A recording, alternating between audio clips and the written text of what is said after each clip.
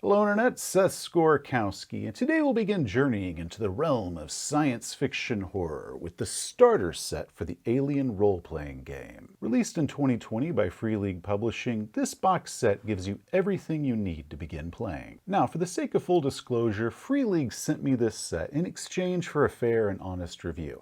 In fact, not only did they send me the starter set, but they also sent me the full core book, their adventure Destroyer of Worlds, and a sweet, sweet Game Mother screen. So, thanks guys. I promise that once I've got some good playtime in with the core book and this adventure, that we'll be reviewing those in separate videos at a future date. But for today, we're just going to be talking about the starter set. Then stop your yammering about future videos and focus on this one. What's in the box? Okay, well, so opening the box up, the first thing we see is two sets of 10 six-sided dice.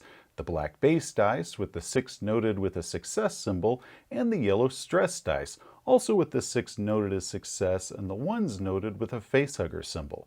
We'll go more into the dice in a bit, but we get a set of each. Next is a deck of 56 cards, 10 initiative cards, which we'll use to determine combat initiatives, 12 weapons cards with the stats for the various weapons that players might find during an adventure, so you can just hand them the card for quick reference. The first 22 cards are usable in any adventure. Now, fun fact, the PDF cards include 3 vehicle cards as well, so just a heads up on that. The remaining cards consist of several NPC profiles for characters that are encountered in the starter set adventure Chariot of the Gods, as well as player character hidden agenda cards, also meant for the same adventure module, and we'll get into personal agendas later on in this video. Next we get to the rulebook. It's a 104-page softcover. For comparison, the hardback core book is 392 pages, so this is a trimmed-down version of the full rules into what they call their cinematic rules. In Alien, cinematic play is what they refer to as one-shot adventures, which are more like how the movies are, versus campaign play, which is for longer-running campaigns where skills improve over time with experience. Next, we get a fold-out map printed on very thick paper. One side is the map of the Alien universe, while the other side is a deck plan for the ship, which is intended to be used in the included adventure. After that, we come to the adventure, Chariot of the Gods. It's a saddle-stapled 47-page module, fully playable with the starter set rules. I won't be reviewing this scenario during the course of this video. Like with other box sets that are reviewed, the module is going to have a separate and dedicated video just for that adventure. I will touch on it during this video, of course, but not give it a true scenario review. Next comes 5 pre-generated characters intended for use with the adventure. And finally, we come to a set of cardboard map markers. One side is the person or creature it represents, while the other side is a motion tracker symbol. The idea being that if you're using the map and a motion tracker, the Game Mother sets this side up, representing motion was detected here, and then when they get a little bit closer to see what it is, you flip it over to reveal its true identity. So that's it for the box's contents. The PDF version comes with all the same stuff as well, save for the dice, which you don't actually need the official Alien dice to play. They're cool, but they're not essential. Okay, first off, this product looks incredible. It is jam-packed with beautiful art. I've always stated that I'm a sucker for when it comes to art and RPG books, and Free League has absolutely nailed it. They really give us the atmosphere and mood of this world of Alien. The star map shows us all the different territories of the world, and players are going to scour this looking for Earth and LV-426 and the other familiar planets that were featured in the movies, like some sort of sci-fi version of Where's Waldo. We also get a timeline of events that brings us up to the present time of when the adventures are set, and several of the incidents from the various Alien movies also appear on here as well. You know, while I can see Prometheus and Covenant and Aliens 1, 2, and 3, and Alien 4 happened centuries later after Walmart purchased Weyland-Yutani, I can't help but notice a distinct lack of your precious Alien vs. Predator. Well, I'm sure that's just an innocent oversight on their part. Oh really? Well, you just keep telling yourself that, buddy. AVP sucked, and they just didn't want its presence tainting the beautiful game. AVP is awesome, and I'm sure this was really just a licensing issue with the Predator franchise, and that's the only reason they couldn't put it in here. Maybe, but your taste of movies still stinks. And what about Alien vs. Predator 2? What did you think of that one? There wasn't a second AVP movie. No, there was. AVP Requiem. It came out not that long after... No, there was no second AVP movie. That did not happen. Ah, right. On that we can agree. Okay, let's talk about this game, or at least the version of the game that appears in the starter set. Once again, once I've had some playtime with the full core rules, I'll go ahead and give a review for the full Alien rules at that time. So this is just going to cover the cinematic rules from the starter set to give you an idea of what this game is about and if it is something that you might enjoy. The game mechanics are very simple to understand. It's a skill-based game where characters have careers instead of classes or levels. Careers like Roughneck, Pilot, Corporate, or Marine. The starter set provides us with these 5 pre-generated characters, each with their own career, special talent, buddies, rivals, and personal agendas. They're nice characters and they are perfect for the adventure that comes with everything, but the rules don't tell us how to make our own characters for this game. The character sheets are laid out very well. You can download a print-friendly version on the Free League website, and in the middle are our 4 attribute stats: agility, strength, wits, and empathy. Around those are our 12 skills. Each of our 4 attributes controls 3 skills, creating these groups. When our character wants to perform a skill task, we simply add the level of the skill plus our stat to get our number. Such as if we wanted to use heavy machinery, I would add 1 plus the 4 strength to give me a 5. Meanwhile, stamina, which is a 2 when added to strength, would give me a 6. Close combat I have no skills in, so anytime I wanted to use close combat, it would simply be my strength attribute of 4. The total number represents how many dice to roll when making a skill check, so with heavy machinery here, I'd roll 5 6-sided dice. Any dice that land on a 6 are a success. Skill tasks simply require having 1 success, but some equipment or situational modifiers might increase or decrease the number of dice that you get to roll.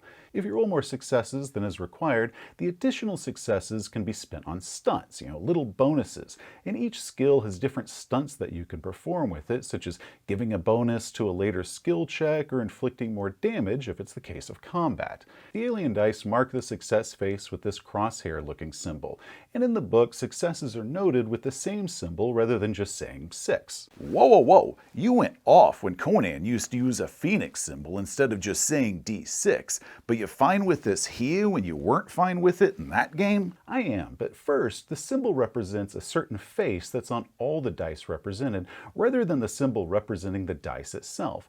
But also, because the stress die 1 represents something else, there are 2 symbols which mean 2 different things. So for me, it works in this game, while in Conan it just came off as awkward and unnecessary. Now with the dice, while the official alien dice are pretty cool looking, you don't need them. But what you are going to need is 2 sets of distinguishably different D6. They can be different colors, or maybe one set has numbers while the other one has pips. Or they're different shapes, like classic cubes versus something like the double 6. It doesn't matter as long as everyone can easily tell them apart. And since we're talking about the stress dice, let's move on to stress and panic, one of my favorite aspects of this game. As adventures ensue, various things can bring stress to our characters, taking damage, a party member failing a critical roll, seeing an alien creature, realizing your friend is really an android, etc., etc. Each time that happens, you take a stress. You note it here in this section representing your stress level.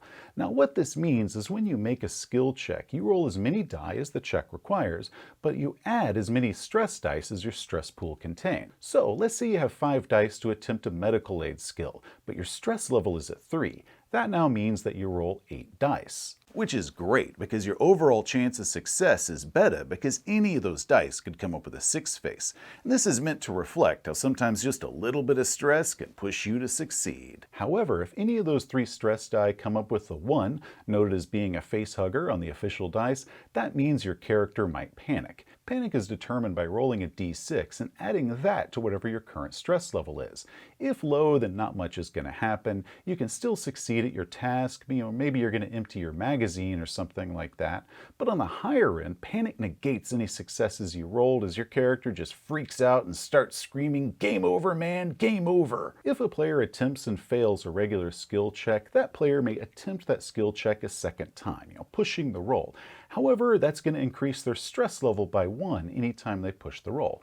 Android characters, however, do not suffer stress or panic. They're machines. They don't have emotions like you or I. But the offset is that androids can't push a failed roll or make any sort of second attempt. Once they fail an attempt, they fail it. Now, regular viewers should know by now that I love horror games, and stress and sanity is a big part of most of the horror games that are out there, and the alien stress mechanic is outstanding at creating that sense of, growing dread and fear. It works beautifully in capturing that you are a character that's in one of the movies, and I am extremely impressed with this. Consumables are another area that I like. Certain things can run out: food, water, air, and power. Instead of tracking exactly how much of those different things you have, such as I have 3 hours of air left, Aliens does it a little bit differently. Periodically, after every few hours or after a use or a combat scene or something like that, the players roll for their consumables that they've been using. How it works is each consumable has a current value, such as, let's say our air is 5. A player rolls a number of that value in stress dice, so in this case 5 dice. And however many ones that results in, with the little face hunger symbol on the official stress dice, is how many consumables you lose. So if I rolled 5 dice and I got 2 face huggers, my air supply drops down to a 3. Next time I need to check, I just roll 3 dice. Before I ever played this game, I was chatting with a guy at a convention who had played some demo games of it, and like me, he was a massive fan of both sci-fi and horror tabletop games, and he praised Alien because, as he put it, this was the first time in any game that I've ever played that I was actually worried that my character was about to run out of air. And now, having played this game myself, I agree with him. Oh yeah, when your air is at 4, is at 5, and you lose a little bit of that, that is no big deal. But as the game keeps going and your air is getting lower and lower, and now you only got 1 or 2 left, and your character is making those deep, deep panic breaths as the monsters are coming out, and the game mother looks at you and says, "Roll your consumables." That is a scary roll to make. Combat in Alien is also very well done. It's a combination of brutally deadly and Hollywood cool, which is perfect if this is made to emulate the Alien films. Initiative is determined through cards, numbered 1 through 10. And if you don't have the fancy official Alien cards, any deck of cards will do for this. Players can switch cards with each other if they like, swapping whatever their turn order is. Certain characters or certain creatures that are very fast could draw 2 cards and choose between the better one, or certain creatures might draw multiple cards and they might be able to go multiple times around because they're really fast. It's neat, but I'm not totally sold on the card mechanic. I don't have any real criticism of it per se, but at the same time, I really don't see any big benefit that it has over just the classic dice rolling like other tabletop games have. I just feel that it's kind of different for different sake. That opinion might change once I have a few more sessions under my belt, but for the time being, I'm really just not that sold on the playing card method. Ammunition for most guns is just treated like consumables. We don't track whatever our exact bullet count is or anything like that. If a character rolls a stress die while they're trying to hit a target, regardless if they hit or not, that stress die means that they've actually emptied their magazine. They're going to require to reload their gun if they want to shoot it again. Again, this really emulates the movies. Kind of like in Aliens when Private Hudson freaked out and started emptying his magazine and screaming, "You want a piece of this?" Because androids don't roll for panic, as we covered before, they don't have to do this. Their cold, controlled nature keeps them conserving their ammunition, and they're not going to run out because they panic or anything like that. Android NPCs, however, they can run out of ammo whenever the game mother decides that it's dramatically appropriate. Making an attack roll is like rolling any other skill. Simply roll the number of dice that you need to hit your target, plus your stat, and then count the number of successes that you have. There are some modifiers that can increase or decrease the number of dice that you roll, and certain weapons, like automatic weapons, can add their own bonuses to this to hit roll. Each weapon has a damage value, such as this service pistol has a damage value of 1, while this revolver has a damage of 2. So when you hit a target, you add the weapon's base damage plus any successes that you have above the minimum that you needed to hit it, and that's what the total damage inflicted is. So if I needed 1 success to hit an opponent and I rolled 3, I could apply those 2 extra to my base damage or perform some of the other stunts that my firearm skill could give me. Armor and cover are also factors, and if a target has armor or cover, they roll the number of dice equal to whatever their armor rating is. Each success that they roll reduces the damage that they would have taken by 1. I do like this, and I prefer this over armor being a set value that's spread out over the entire body, or having to roll individual hit locations for each bullet or claw or whatnot like that. However, it can slow combat down a little bit by having both the attacker and the defender rolling dice. How much damage did you do and how much of that did my armor soak up? Damage in Alien is done a little bit differently than it is in most tabletop games. Your health is located here and has a starting value equal to your strength score, so this character has a health of 4. The health bar is more like temporary damage for fatigue or small cuts like that. You can recover points quickly through a short rest or medical attention, but once you hit 0 health, a character is considered broken and must roll for a critical injury. Critical injuries can be small or they can be fatal. A character might be able to recover quickly, suffering a few minuses here and there, but otherwise able to carry on with a little bit of healing and getting their health points back. Most fatal injuries require a stamina check at the end of a certain time limit that's denoted beside it, if a medical aid hasn't been administered in time. A failed stamina check and you die. A few of the fatal injuries don't even get a save, and if you suffer one of these injuries, you die instantly. Once again, androids are a little bit different. Android characters suffer critical hits once they've been broken, but they stay alive until they have a system shutdown result. Even then, they can still be repaired. Range in Alien for movement or weapons is done in zones, sort of an abstract method versus counting the exact range between squares out on a board, and I think it works pretty well here. Hold on, you like that? Back when we did Conan, you went off on zones, and now you're flipping your opinion of them? Alien does them better. First, a zone is given some parameters. They can be up to 25 meters, and depending on some limitations like doorways or different obstructions, they can be a lot shorter than that. Also, on the maps that they give you, they even note the zones that are in the air ducts, noted with these little diamonds. So that tiny little difference of giving a maximum unit of measurement, as well as a visual example that they put on their maps, that was all that I needed. Conan did neither of those things, and they intentionally kept that as vague as possible, which is why that didn't work for me in that game. Well, it does work in Aliens. The final mechanic that I want to touch on is personal agendas. Each character has a secret mission that they must try to complete, and it's just a roleplay mechanic. It could be small, like protect company property or help your teammates out, to finding a drink of alcohol or protecting or exposing some dark secret that maybe you or somebody else has. These might be helpful to the group or they might work against the group. Cinematic scenarios are broken into acts, and at the end of each act, the game mother rates how well each player was able to incorporate and work towards whatever their personal agenda is. Did they stick to their agenda, even putting themselves at risk in order to do so? If so, they're awarded a story point and then given a new personal agenda for the next act, which may or may not be related or an escalation to whatever their previous agenda was. Now what this also means is sometimes a player's agenda is going to be working against the group. Kind of like when Ash's agenda was to retrieve an alien life form and now the rest of his crew was expendable. Or when Burke was willing to kill Newton Ripley just to get an embryo back home. So this really does help the game feel a lot more like the movies that it's based on. Of course, the other side to this is agendas can promote sometimes a character versus character conflict, which some players might have a problem with having something like that in their game. Or you could have some mean-spirited player out there who's not mature enough to be able to handle these agendas that well and, keep to the spirit of the game. So game mothers, make sure that your players are aware that personal agendas are part of this game before you try running through them and give them an idea of what to expect. But also, you might want to put some thoughts into which players are given which agendas, depending on how well you think they can handle them without the whole game devolving into a bunch of personal vendettas and hurt feelings. Now, this game is based off of adult movies, and it's specifically written with mature players in mind, so as long as everyone involved is acting like adults and keeping to the spirit of the game, and everyone wants everybody else to have a great time while they're playing this, regardless of what happens, these hidden agendas can be a lot of fun and they can enhance the experience. Now, story points, which you can have up to 3 of these can be cashed in at any time as an automatic success die. But one thing that I really do dig about story points is that those are for the player, not for the character, meaning that they can transfer between characters that player might play, even from one cinematic scenario to another.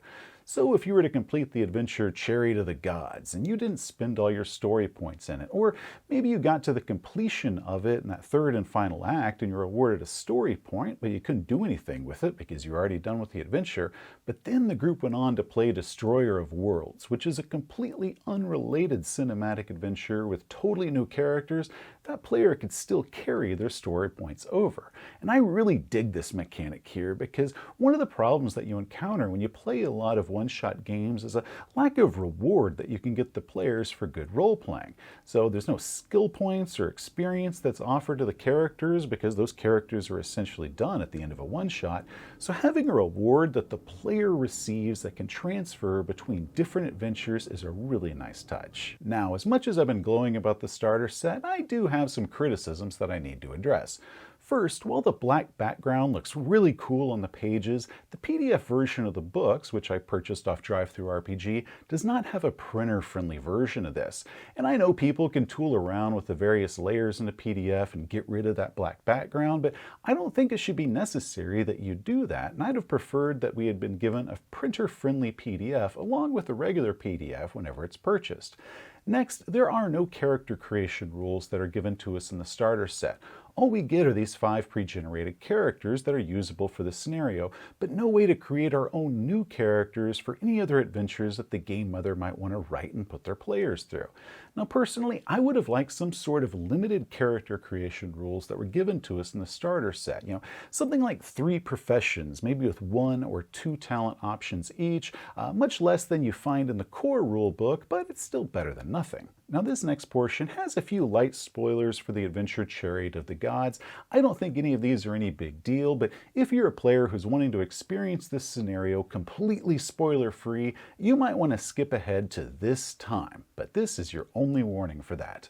Okay, so in a pinch, if a game master is wanting to write their own adventure and they want to use more than just the characters that came with the starter set to give their players, the starter set adventure has 10 NPC characters that have some new talents that are introduced for them, so you can use those as PCs in another adventure. So that brings your pool of potential pre-generated characters from 5 up to 15. Next, the starter set gives us no stats for xenomorphs. The classic alien that the game is based on, so no xenomorphs and no facehuggers appear in the starter set. Chariot of the Gods uses different alien species, namely from Prometheus and Alien Covenant, and we get the stats for those creatures. But if you're wanting to write a scenario later on that uses xenomorphs, the starter set doesn't give us any stats for them, and those are only available in the main core book. Now also though, if you get the starter set and then pick up Destroyer of Worlds adventure, which was designed to be fully playable with the starter set, xenomorphs do appear in that, and you can get the stats for them from there. Now people have criticized the starter set adventure for not having xenomorphs inside of it. Personally, I'm fine with that, and I knew there were no xenomorphs in it before I played it the first time as a player. In fact, I like the fact that it opens with other alien species, different creatures, then you kind of work your way up to the xenomorphs, but it doesn't always have to be xenomorphs all the time. So I do like the fact that they didn't put them in the starting adventure, but I still think the starter set should have included some limited stats, maybe just on the drones and the facehuggers or something like that. That way the game master could write an adventure for their players, and there they could meet some xenomorphs. Okay, that is it for the spoiler part. My final criticism is that there is only a single scenario in this adventure, and it's designed to be playable in just 4 to 5 hours. 4 to 5 hours. Oh, yeah, that is rich. Okay, I will share the story of our epic 20-hour version of this scenario once I get around to reviewing the scenario itself, but the point is that the starter set only has a single scenario inside of it. Personally, I would have liked 1, maybe 2 sort of single act scenarios as well. Little introductions, maybe you could work with a smaller group or introduce a couple players to how the game mechanics work. And then once everybody's kind of learned the game and they've gotten a little bit more comfortable with it, you then work your way up to Chariots of the Gods and have a full adventure with 3 acts that everybody can enjoy. So the big question, is the starter set worth it? And the answer is that it really just depends on what it is you want. Starter set MSRP is $54, which is the same price as the core rulebook. Either way, you get the PDF for free if you buy it directly from Free League. But the core book has the full rules, including character creation and stats for all the alien species. However, the starter set also comes with a set of the base dice and stress dice, which those will run you $21 a set if you get them off of Free League, though you can find them for a little bit less at other retailers. So if you're already wanting to purchase the dice, and that's going to be a $42 investment right there, then going ahead and getting the starter set isn't that much of an additional cost, which also gives you a full scenario, and most, though not the entire alien card deck, as well as some cardboard markers and a fold-out map. So if you're wanting to get the full rulebook and a set of dice, it might be worth it just to go ahead and pick up the full core book as well as the starter set to get those dice and all the other cool stuff that comes along with it. Alternatively, if you're just looking for PDFs, you don't care about fancy looking dice or having physical rulebooks, so let's look at that option. At DriveThruRPG, the starter set PDF is $20, while the core book is only a little bit more expensive at $25. Now, people who just want the full core rulebook, either physical print or the PDF version, but they want to get the adventure Chariot of the Gods, you can get the PDF for that for just $10. Now, while the starter set does come with its own adventure and is fully playable with the Destroyer of Worlds adventure, the starter set doesn't really give you enough to write your own scenarios after that, so you're really limited to just what's in print, which currently isn't that much. Now, and if you have no interest in writing your own adventures, you really just want to play adventures that somebody else has written, then the starter set is probably right for you. Free League has said there will be more cinematic adventures coming, they just haven't come out yet. However, there is a third adventure that is out there, and in the Alien Core rulebook, there is a short single-act scenario called Hope's Last Day. So if you want access to that adventure, you have to get the core book to get it. Like I said, it is very short. It's only 1 act instead of 3, but it is out there. Personally, I think the starter set is great. However, I also think the full core rulebook is much better than that. So I see it as being more worth it for me, if I didn't already own these, to get the physical core rulebook as well as the PDF for it, and then just pick up the PDF for Chariot of the Gods. But I leave that up to you as far as what you want to do. But as far as the game itself goes, Aliens is great, either cinematic or full campaign play, and I suggest that you check it out. Hey, thanks for watching. If you enjoyed the video, please give it a thumbs up. If you want to see some more of our stuff, such as game reviews or how-tos, just hit that subscribe button. Till next time, gamers, you have a great day. You know, I think it's about time we discuss the bonus situation. Just never felt that it's on a, equitable